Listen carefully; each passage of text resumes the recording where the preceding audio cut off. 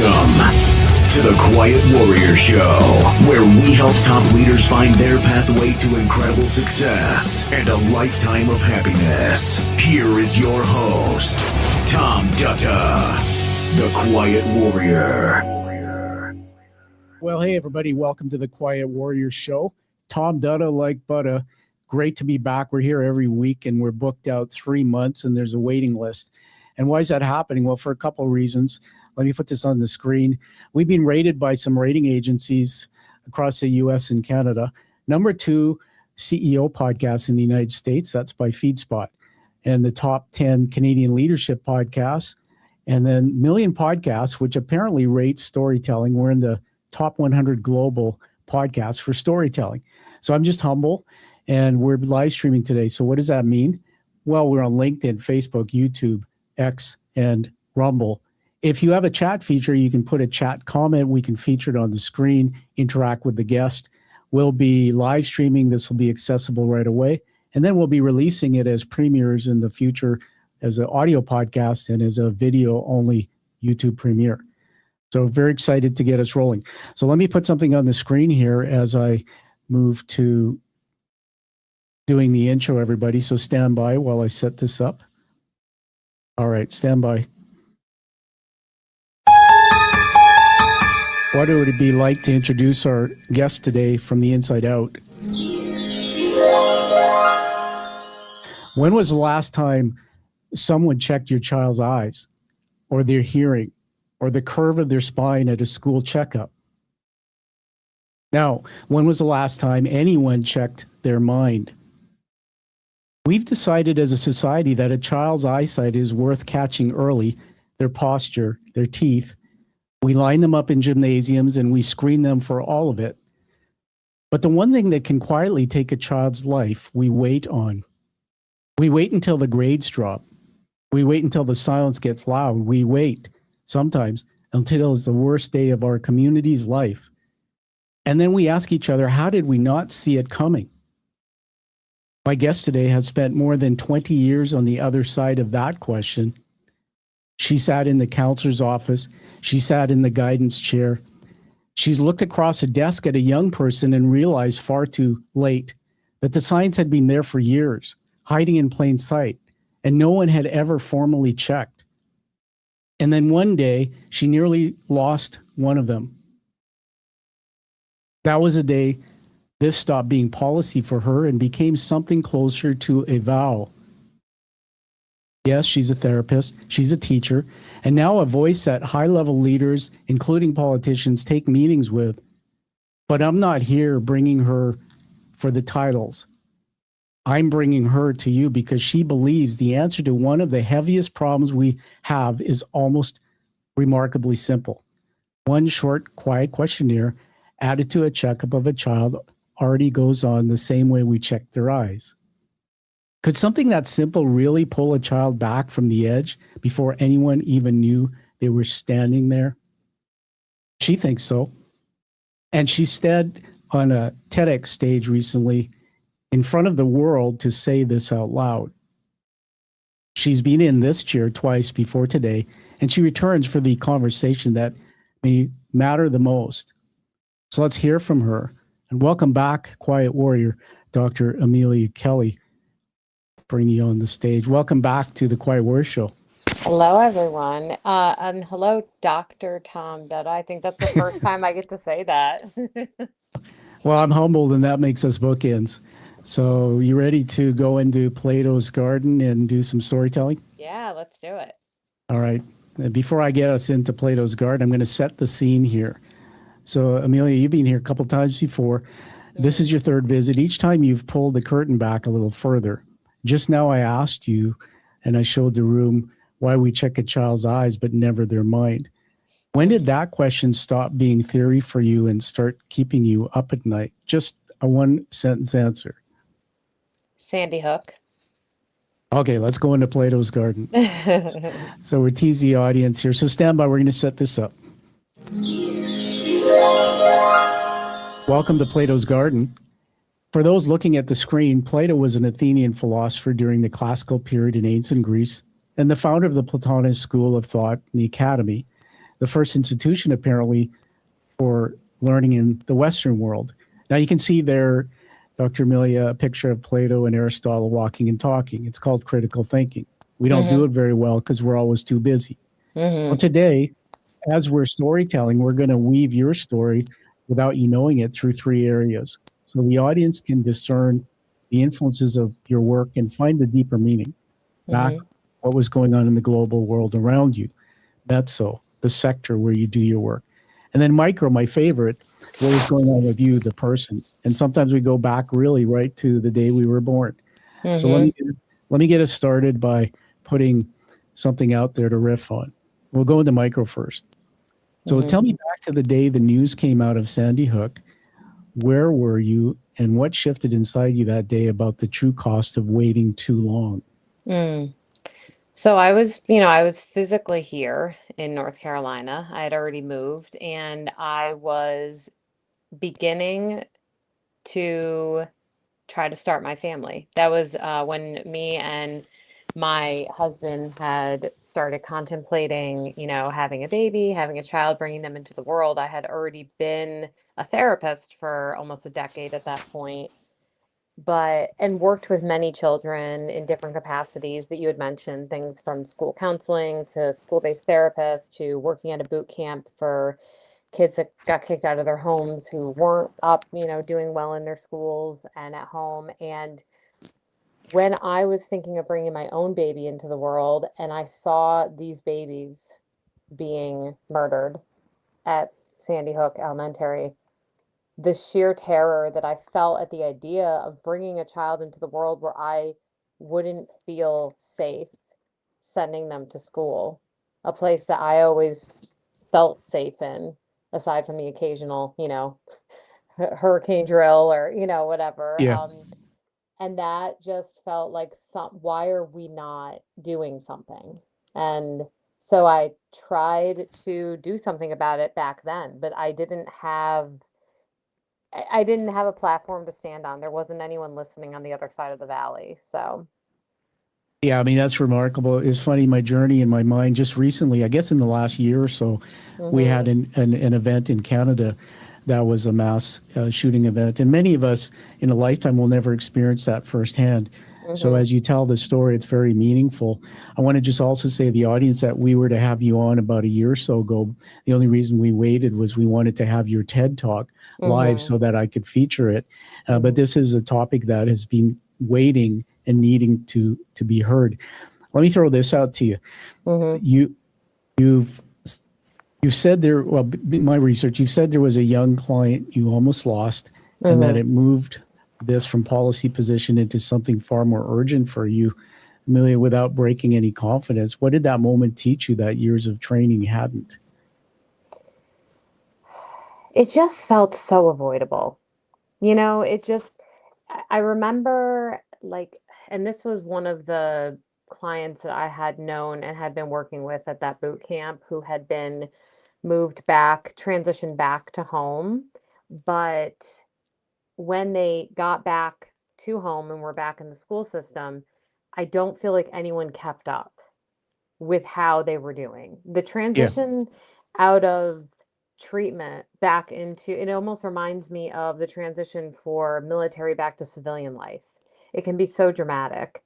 And I think there was a little bit of this energy of, okay, well, we did this work and he should be fine now. And he wasn't fine. And it was incredibly frustrating to me that the people who were with him the most, who had the most access to him, had no idea what was going on. And that's our schools. And being someone who's already been in the school system and has worked on, boots on the ground, Yeah. everyone is spread so thin already. And I think there is a notion that doing something like wellness screeners on a regular basis, which is already successfully being done in other countries. No surprise. In the States, and I'm saying this is something I hope becomes federally mandated in the States. We are not shockingly behind in this. Is that it actually would be a tool and a service to staff and to teachers instead of them having to try to figure out who needs services and who needs the support and who's hiding in the shadows, potentially wanting to harm themselves or someone else. And instead, it brings to light those people out of the shadows. And I will say, there are critics who will say, well, kids will lie. Of course they will. Some of them will not say the truth, but some of them will. And the Yeah, point absolutely. and the point being, the more we regularly do this and the more we normalize this, the more likely people will tell the truth as well. Yeah, I want to put some on the screen here. Mm-hmm. Another camera. This is my action camera in the studio. You can see a bunch of notes here. Boy, I'll tell you, you gave me a I lot like your little to. stress ball, and we got Yeah. live. So you saw that. It's if you go through my house in my living room, there's one on each of my chair and my wife's chair. And seeing that this is live streaming, I'll just tell you, we watch movies, and I'm very much serious, and I keep everything inside. And she blurts out, and then it stresses me out. So now I turn to her, and I'll go and put her ball in her hand and say, just take it out on this thing. So it's kind of funny.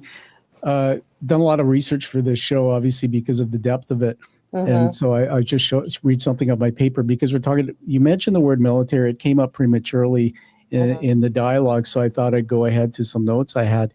This to me was remarkable to learn. This is about United States, and we're in Canada, of course. Current statistics, from what I can find, the military, 2.1 million people in the military, 1.35 active duty, roughly 77,000 reserves, 1.4 million children in the U.S. have parents serving in the military. That's 44% of the military force have children. And the last thing I'm going to add, and then I'm going to just ask for you to comment. One of the research I did was about called the circle of security, where what a child needs, like me growing up, to be mentored and nurtured by a parent, to be our minds developed, to have healthy relationships. And, my story, my dad left when I was 12 years old. The missing link of parenting sometimes maybe has an impact. What's your thought on this information related to your topic? Well, when we consider military children specifically, which was, for a couple reasons, was my focus of my TED Talk. One was because there was already legislation that had been taken to the floor that had lived a long enough life to get some breath under it to start this as a pilot program for military children. Also, because practically speaking, as far as our government goes, it makes sense logistically, because we don't need federal agreement. We don't need all Sure. 50 states to get on board. We can try something and see if it makes a difference. But then we look at the actual children. To your point, you were saying you said 1.4 million who have parents who are active duty. When we consider that a portion of those are also deployed as well. So now we are removing the parents for very honorable reasons. This is not negligence, but this is just service. Sure. We are removing the parents from the children, and that can create such a level of instability. And we have these communities within the military, thankfully, that are showing up and bolstering and normalizing this. And that's a great thing about DODEA schools, is that they tend to have almost a more idealized version of mental health support in the school systems, which is why this is a great place to start. But this is also incredibly destabilizing for children. I mean, For sure. research shows that even the transition of being moved from place to place, can be really intense and rough. Instances of acting out, instances of mental health issues increase during these deployments and during these displacements. And so when I talk about, I've been talking with lawmakers on reintroducing the bill with a little bit more of a school friendly approach, because the previous bill was talking about mental health screeners almost to the diagnostic level, and then requirement for referral.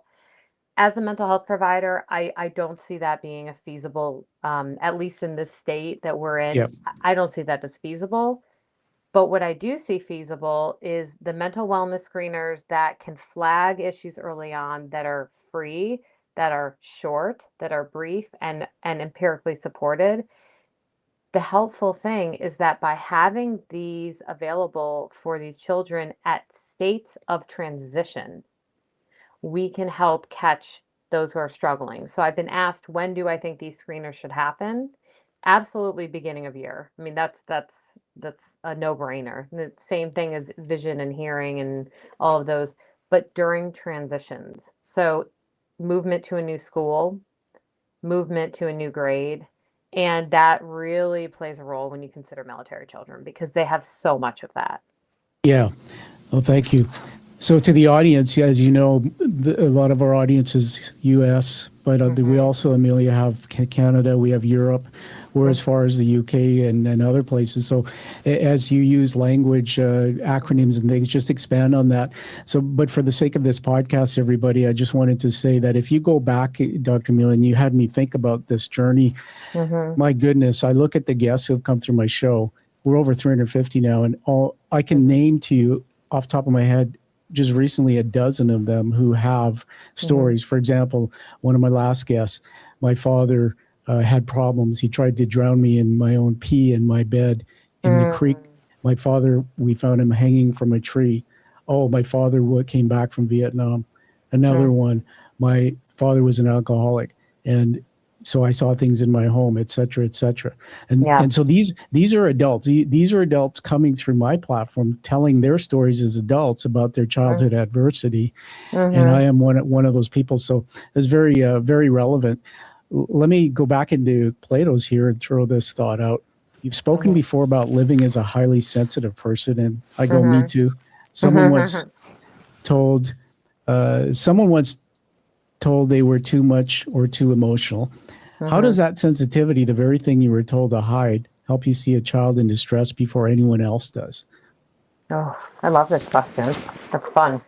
Well, so first and foremost, I think we need to not minimize what we're detecting, what we're instinctually noticing.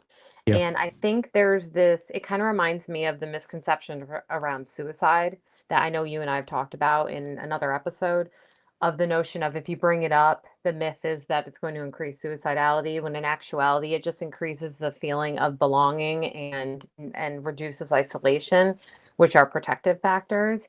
So the same thing goes for our children. We can't believe or think that if we check in on them, we're going to make them feel worse. We're going to make them not want to talk to us. Yes, there might be some growing pains and discomfort if you've not done this before, but in my TED Talk, I specifically laid out these are questions we should be asking our children regularly. So if you at all notice a change, a remarkable change in behavior that can't be explained by something else, like, end of the school year, lack of sleep, maybe they've got too many sports going on at once, like there's reasons why we can struggle, but it never hurts to ask. It never hurts to check in. So if you as an HSP, especially a highly sensitive parent, pay attention to your instinct. That's a superpower you have, to notice the nuances and to detect people's energy.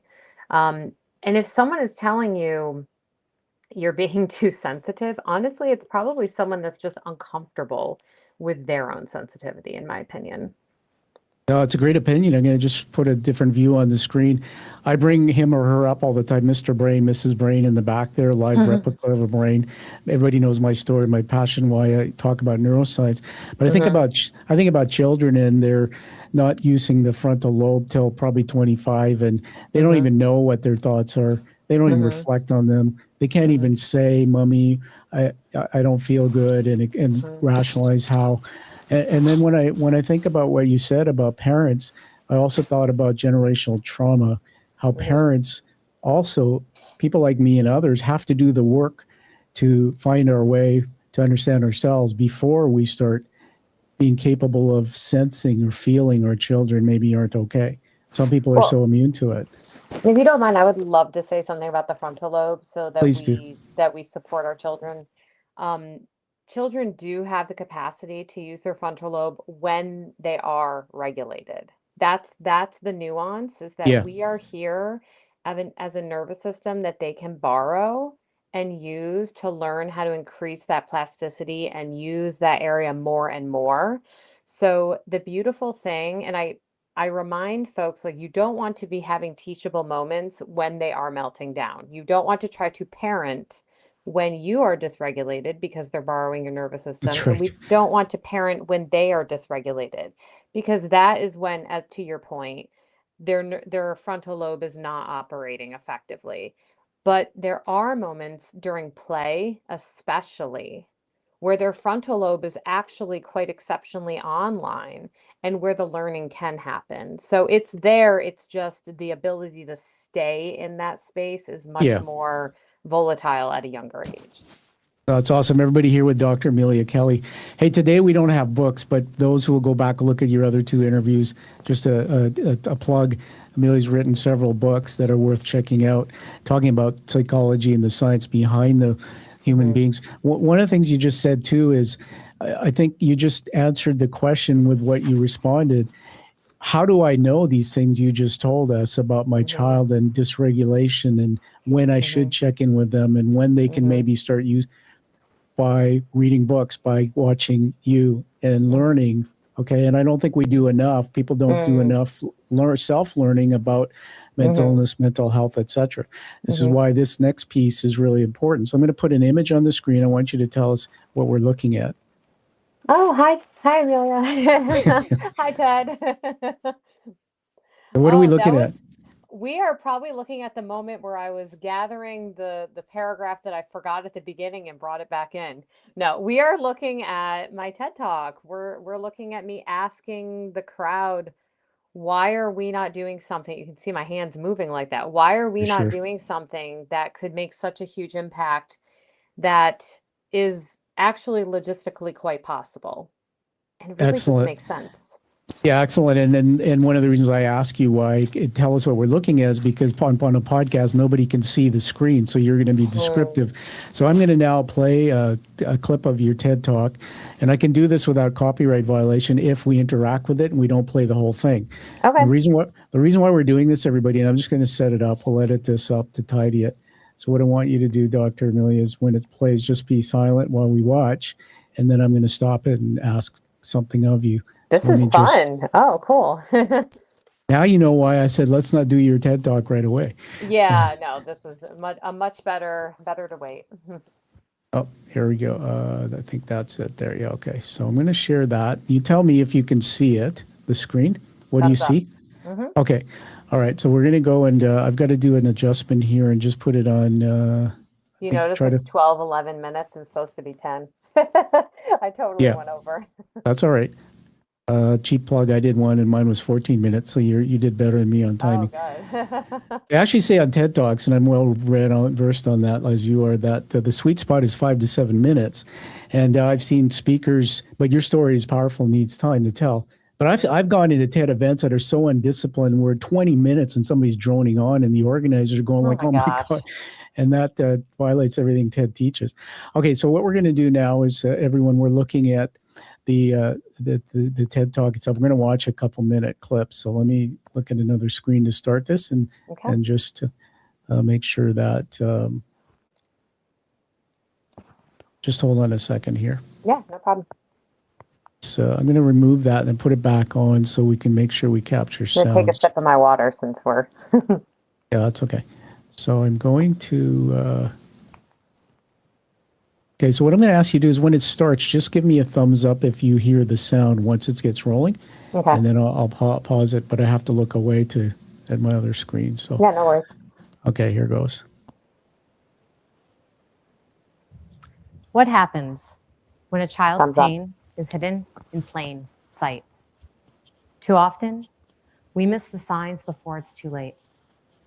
That was true for a teenager I once worked with. He hid his pain behind a bright smile until one night, his anxiety spiraled into near lethal self-harm, and a mobile crisis team was rushed to his home. I got the call close to midnight.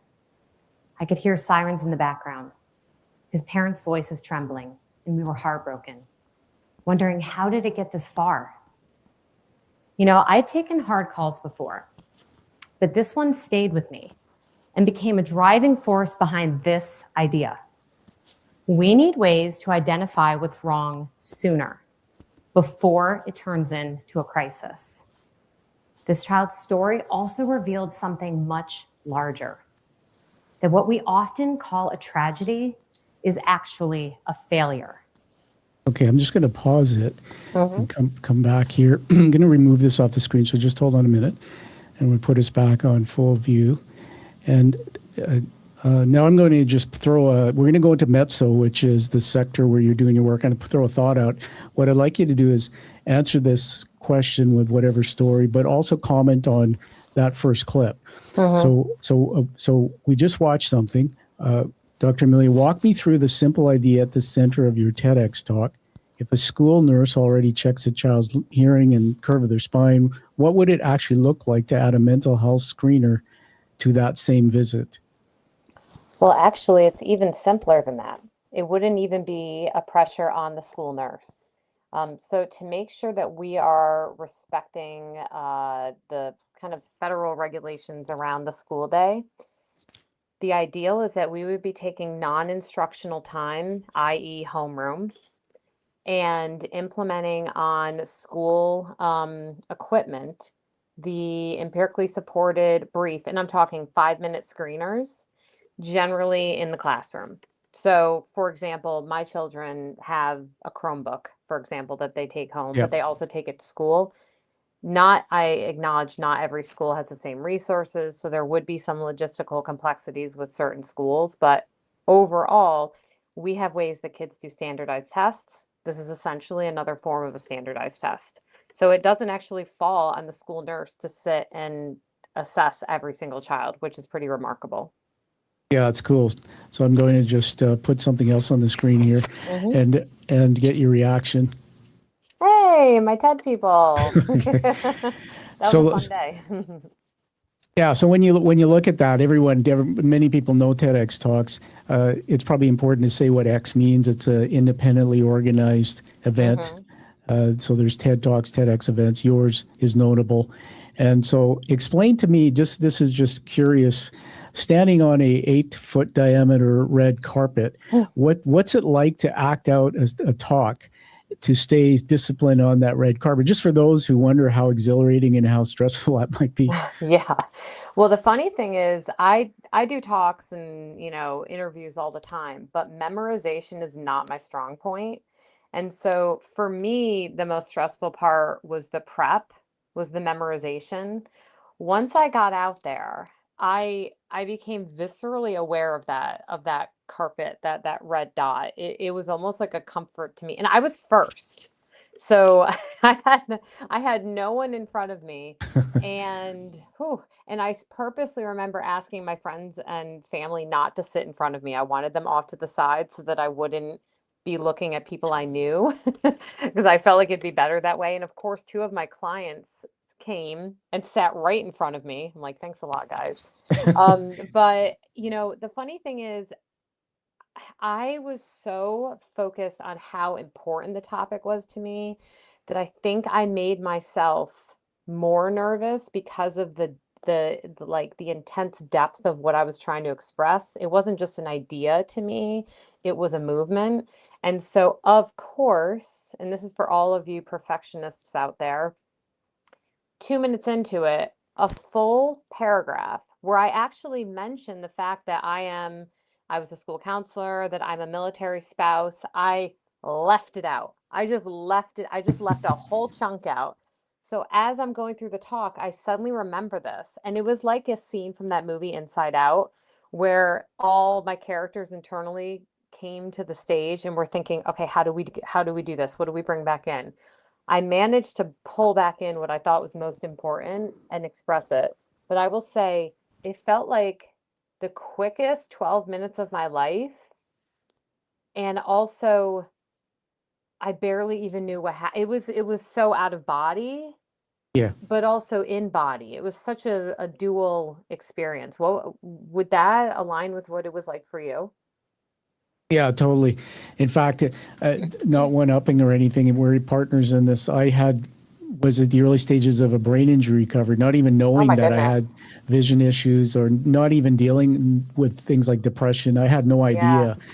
And so stepping onto that, it was a blur. And then the same thing, they teach you how, if you forget, how to actually train yourself to find and pause And the last thing I remember is staring out in the audience, and what happened at the end. It was over before you knew it. Everything you just said, to everybody out there, why we're talking about the TED Talk here is you need to go find it. It's on the TEDx. I just Google Dr. Amelia Kelley TEDx, and you'll find it. Watch it and put a like, because the more you can like it, the more the algorithms will share this important message.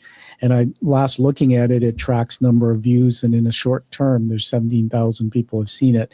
So this talk is on its way. I hope to be coming viral for you. So let's keep going into Plato's. So you having fun?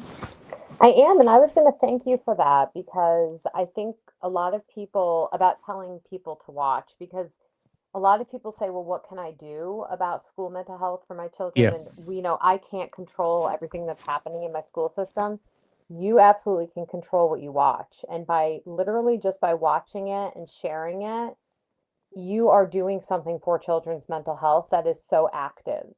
Yeah, no, it's a great thing. So we'll put in the show notes at the end. So back into Plato's Garden, we're going to stay in Metso, the sector of your work. Okay. A lot of parents hear the word screening, and this is what I've heard sometimes, and they panic that their child will be labeled for life.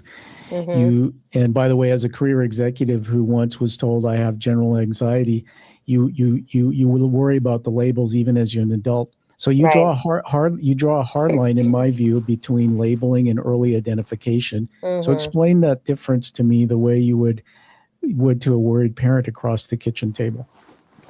Well, that is one of the things that was different with what I was recommending versus what the bill had initially recommended. Is I do believe it would be inappropriate to require mental health screening in schools. And also, let me put this out there, it has to be opt out.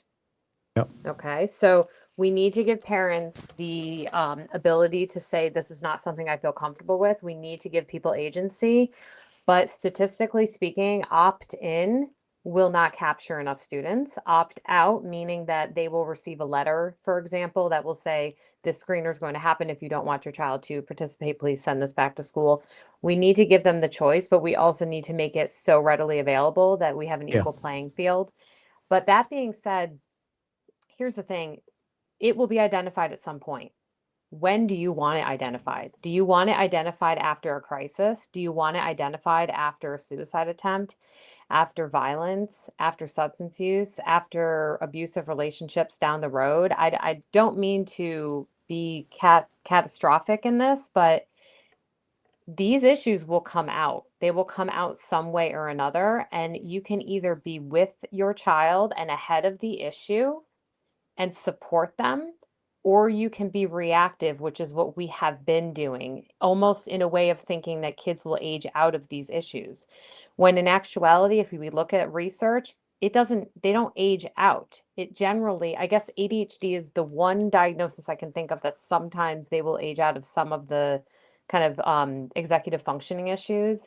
But for the most part, and even with ADHD, they will not age out. They will age into these diagnoses. Sure. And these will become worse. And the other thing is that these screeners are not labeling them. They're not getting a diagnosis. They're not being forced at anything. So parents will be notified if the child is flagged for having an issue, and the parent can make a decision what to do with that information. But I do lean into the caution of, if you are a parent and you're being given this information that your child is at risk and you don't follow up, there is some liability as the parent. So we want to be mindful that our responsibility is to care for our children. Yeah, let me widen this up here again, just a different view. Put another camera on the screen. So back to some of the notes. I'm madly writing stuff. This little book here has, I call them Amelia-isms, just things you're teaching us. And part of storytelling is riffing. So Amelia will say something, and in the quiet space between us, I critically think about it, and I trigger something I think.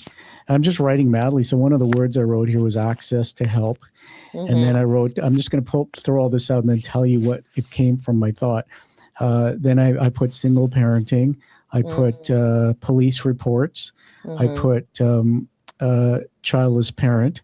And then I put saying from your TED Talk, make Making in it. Sorry, check. Oh, sorry. Making check-ins a norm versus a crisis response. Okay, so let me tell you what all this mess came out of my head and what it really means. And it supports what you're saying. So the first thing is, I'm in Canada, and when I had my concussion, I went into depression.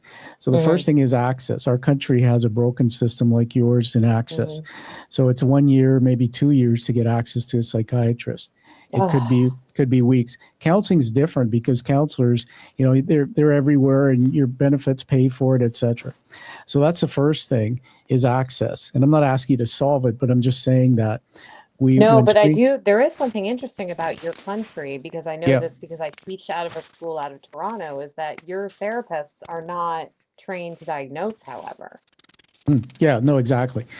Right. And that does prevent access to certain levels of care when you may have the support, but you're not getting proper diagnosis or medication because you're having to wait these long waits for, the doctor. Yeah, so getting into counseling, it's talk therapy, psychotherapy. In our country, you sit in a room, and if you have a good therapist, they'll engage a little bit. But some just put their head down, make notes, and then they don't really do much. I experienced that. Oh, not the ones I teach. Yeah. Well, I terminated my first counselor because of that. But in terms of the I'm making general points here, the access, that's the first thing. Secondly is when I was a kid, and I bring my story to bear to make a point that a lot of people know this, but my father was an alcoholic. Okay, there's many people on my show who, when you talk about it, say my dad too, or my mom too. Sadly, I remember a few times as a kid, my mom having to call the local RCMP, Royal Canadian Mounted Police, to come to the house because my dad was becoming violent. I remember seeing him pulled away once because of something. So I'm a child. I'm in that room. I see that, right? Police have a report. Okay. Does anybody at the police department ever connect the dots and say, we saw a child at the scene, we should maybe reach out and make sure that they consider some assessment, is the child okay, etc. None of this critical thinking, connecting the dot in these different agencies, these different places, comes together to do, in my opinion, to help be part of the solution. It's all fragmented. If this was true when I was growing up, seeing what happened in my home and all the things I experienced. And then I go to school, and maybe my teacher says in parent teacher, little Tommy seems a little distracted today. Nobody is stepping back and saying, let's look at what's driving that. And then finding and helping the parents who maybe are so traumatized to understand what's going on in your home needs some support, some assessment, etc. So I just throw that out because it was evoked in me. I'm not necessarily asking for anything from you on that. But if you don't mind, I would love to support what you're saying real quickly, because what you just said is the entire reason these screeners need to happen, because there are too many layers to the system to expect all those dots to be neatly put together, because systems are under pressure and they are about to crack. And so school is where our children spend the most time. School is where they are the most supported. School is where they're getting free and reduced lunch, hopefully, if they need it. And school is where we can capture a lot of this, because that's where they are, no matter what is happening on the outside. It's illegal not to send them or be providing some level of schooling. Homeschool is a completely different topic. Obviously, we can't mandate or talk about that right now, but interesting. Everybody here with Dr. Amelia Kelley, an author, therapist. She's also just done a TED Talk, TEDx talk rally, so you can go and take a look at that. And so it comes back to the system. There's so many levels today. We're not going to get into it because it's a deep hole. But as an example, in Canada, United States, I could really go to town making issues about your country's lawmakers. Let's get off the pod. You have lawmakers being paid a lot who don't go to work and do any work. They sit on their butts. The same here in Canada. We have politics, but we are two countries that have such wealth, and yet we're still fighting against resources to be able to address this root issue. And I also say that it's a noble cause to go and serve in the military. I agree. My father was commanding officer in the Canadian and the British and Canadian forces. Oh, wow. So I do not disparage anybody, but I do say this, that when countries send men and women to serve in the military, there needs to be a loop closed that if you have a child, there needs to be education about parenting, about how this will impact the child. And I don't really care, I'm on my soapbox about let's get our numbers up in the military because we are great. We need to have more people enlisted because we want to be peacekeepers. Canada's like that. No, you need to have a deep conversation about the impact this is going to have, and be prepared. Lawmakers pass laws, put up money so that those who go, when they come back and they're sick or they got PTSD and the children absorb all that, there is help for those families. So let's move on because we're past that point now. I've had my say. Okay, you sat in counselor's office in the guidance chair for years before you ever stood on that TEDx stage. So tell me about a student who slipped through the cracks, the kind of child who shows no obvious signs at all, and what the system missed. And you might have already touched on this with your story. Well, that one was from, the place where I worked with the boot camp. But, when I think about the children, when I was in a Title I school, a lot of the children were immigrant families, and something that I recognized there that I always wondered, I was there on track to get my full license as a therapist. So counseling, like the therapy piece, was always really important to me. That is something that I, as a guidance counselor, chose to make part of my work. I had like a little mailbox where they could write requests to come and talk with me. I had like little groups that I would do.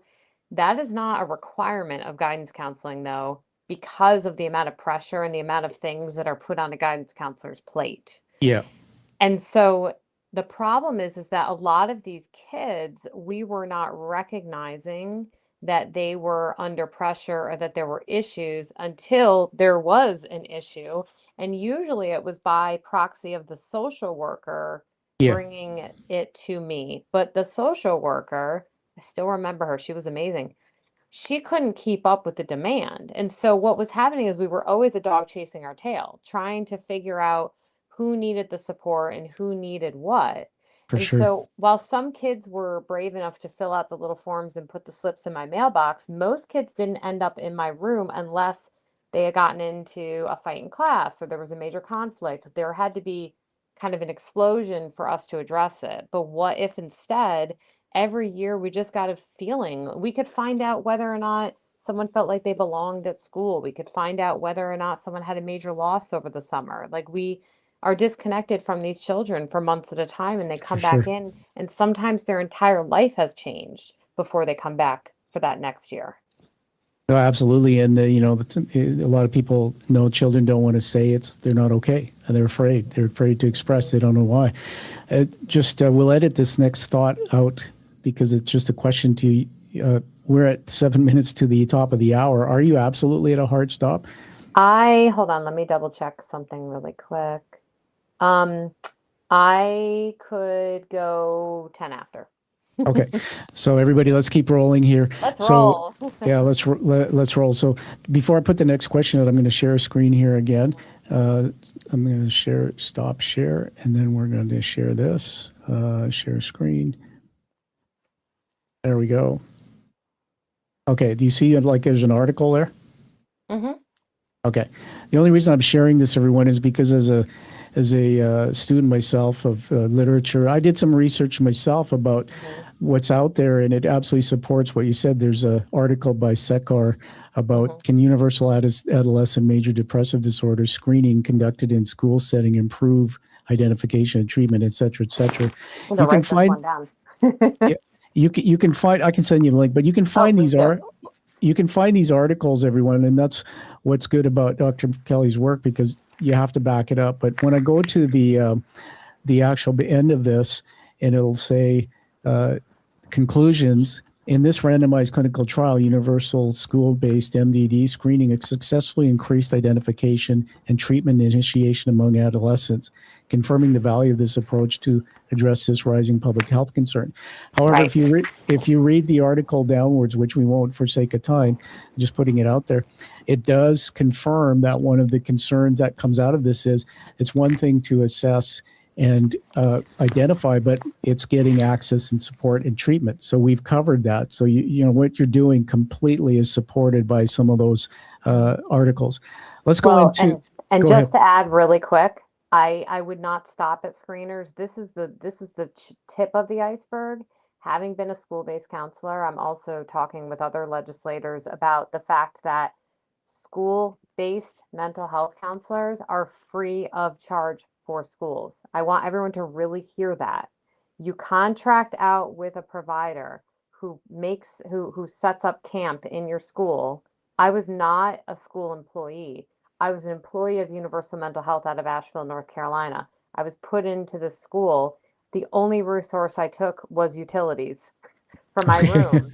Yeah. So when kids were identified, they were able to be referred to the agency where I was, and parents weren't required to get their kids to therapy. They weren't required to be pulled out of school. I was right there. And because I wasn't a school staff member either, these kids felt comfortable to tell me about the nuances of what was Yeah. happening in that school day, but also not feeling like I didn't get it at all because I'm right there in the trenches. So that is something that I think we also need to see legally happening is the recommendation or even the requirement to make that accessible to students.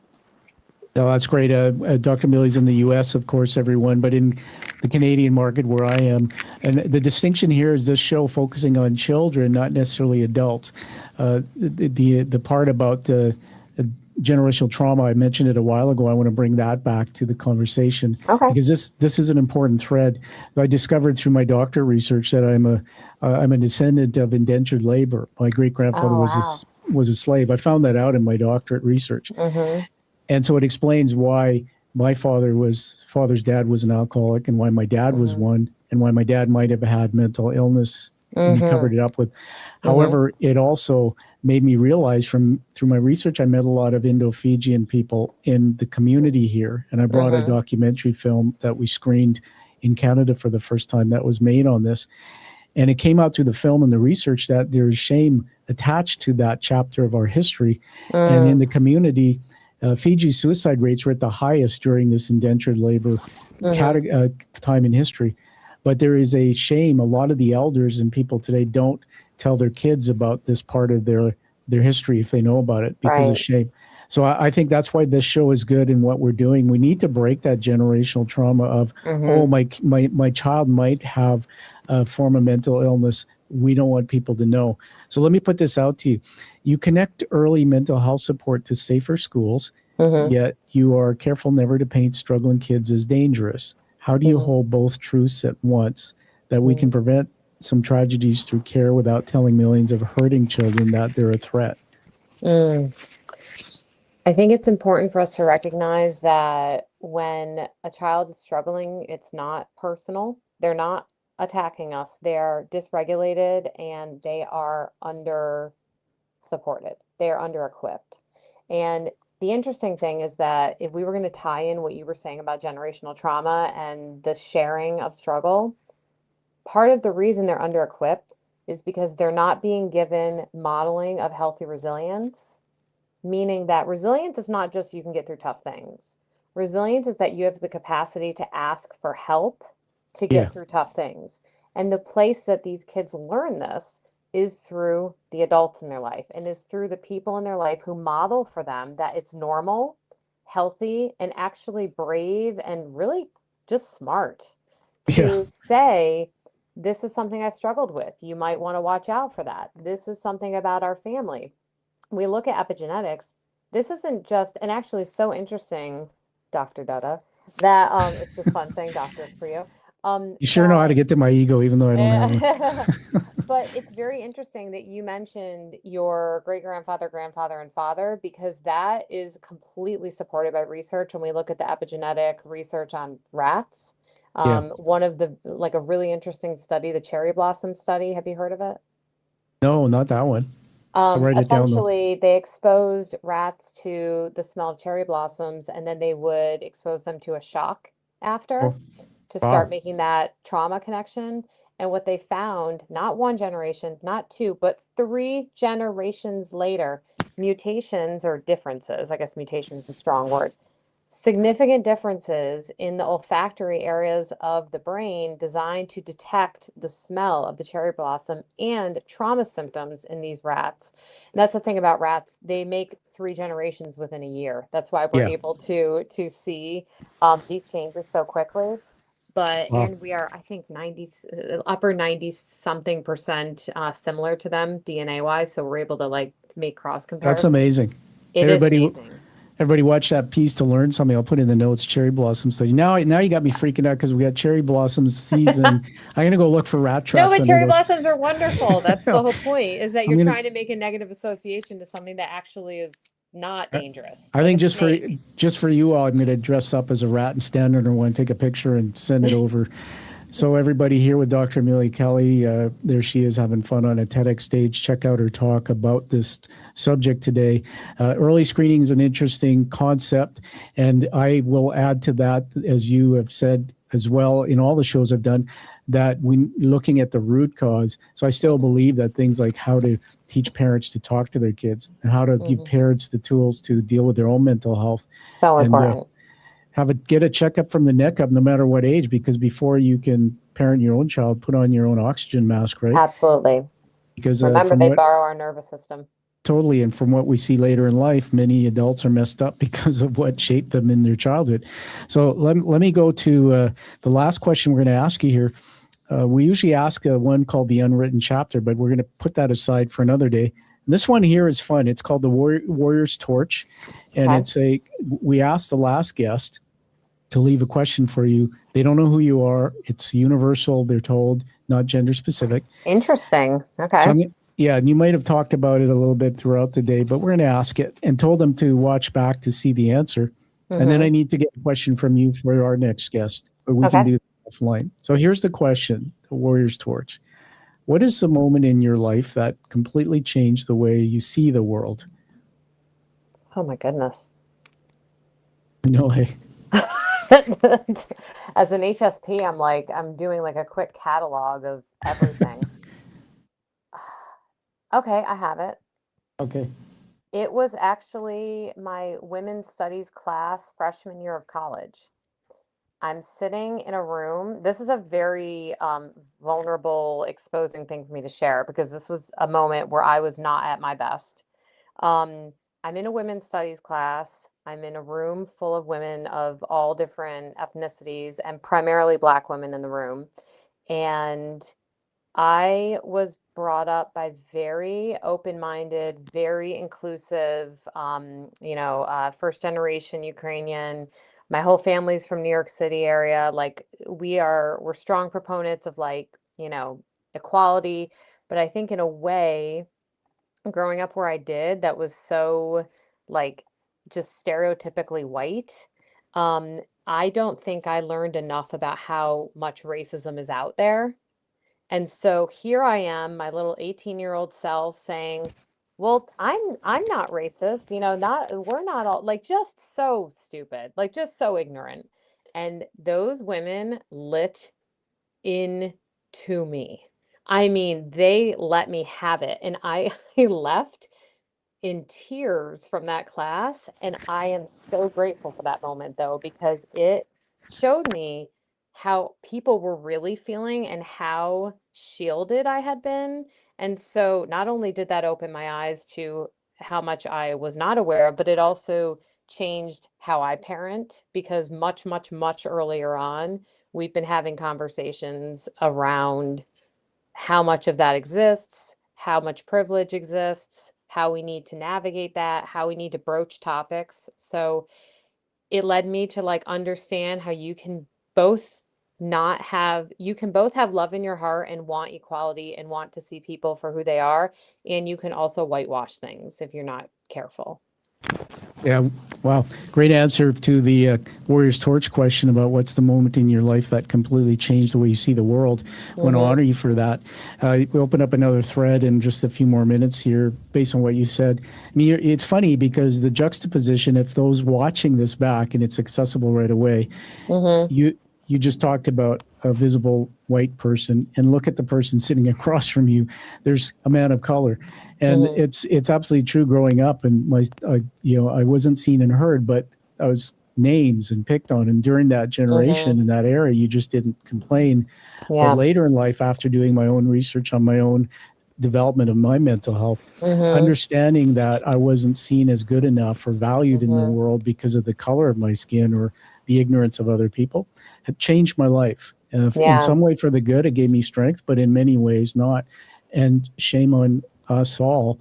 I sometimes will project on other people things. By the way, I'm a faith-based man. I mean, I'm not preaching it here on the show, but my dad didn't teach me how to love people because he left and he was not a good dude then. But I always go back to what I learned by reading the Bible about how to walk and to love people and treat your neighbor as if you wanted to be treated yourself and all this stuff. I mean, just find a book, read it, everybody, and let's make the world better. Well, and just to say, I think that's what I thought I was doing. Yeah. I think I had to understand that not everyone else was doing that. And I need Exactly. to validate that because not everyone else was doing that, they had every right to feel as raw and angry as they did, even if I wasn't the one doing it. Yeah, no, exactly. Totally agree with you. And, let's just say this is a spotlight. My pet peeve is in society today, and social media is bad for it too. And by the way, social media wasn't there when we were kids. So this is another element of why do our kids, who, if we're not connected to them, feel unseen, and maybe they're bullied, they self-assess themselves. But this thing, let's stop shining the spotlight on certain groups of people, everybody. In fact, I heard one of your presidents in the past say this, which I thought was really good. Somebody asked him the question. Wait, a president we had said something good? Just kidding. Or it might not, actually, it may not have been a president. It might have been a black actor. And he said that they throw out this R word and it makes me sick. And they go like, and then everybody perpetuates. And it's like he said, stop talking about it. Why are we shining the spotlight on it? I look different. Okay. But let's all look at the world as people. We're human beings. And that's what I hope, going back in my life, for my daughter, who's mixed ethnicity, that the world will adopt, that we're all human beings. Don't focus on this group or that group or that group because it leaves other people out. But on that note, let's put one more fun thing on the screen as we wrap up with you. Okay. What a great time it's been. So, Dr. Amelia, give us one little known fact, something nobody knows about that experience standing on that stage that most people wouldn't know. Anything at all. Color of your underwear? No. Let's see. Little known fact, other than the fact that I had forgotten half of what I said. I almost started crying during it. And I don't know if you watch it closely. I did. I watched it. Yeah. If you watch it closely, there's a part where I'm talking about sending our kids to school. And little known fact, that was the weekend before I was sending my son to kindergarten. Literally days before his first day at kindergarten. And I was both like heartbroken, excited, sad, nostalgic, terrified, like everything at once. So the tears were a combination of the excitement of what I was saying and also, oh my gosh, I have to send my baby to school on Monday. So watch back and try to catch the moment where I look like I'm about to cry. Oh, that's amazing. Listen, I'm going to take that off screen and let's let you have the last word before I wrap up. So anything you want to say before you leave us? I think I want people to look at this topic from a solution-focused lens. You know, I love the idea of bringing up logistical hiccups, but what if we looked at this as the potential that this makes sense? Like if we look at it through a lens of this makes sense, I think we're much more likely to find ways to make this happen, as opposed to continuing to point out how we haven't done it up to this point. Absolutely. What a great thought to end off the show with, everyone. So, Dr. Amelia, live life like you hear, Dr. Amelia. Live your true passion, everyone, but live the life you deserve and desire. We'll see you next week on the Quiet Warrior Show and for weeks to come. Thank you for being with us for the third time. Thank you for having me for such an important topic. I really appreciate it. Awesome. Stand by while we... Thank you for listening to The Quiet Warrior Show. Create is a motive-based leadership development firm. www.kreat.ca.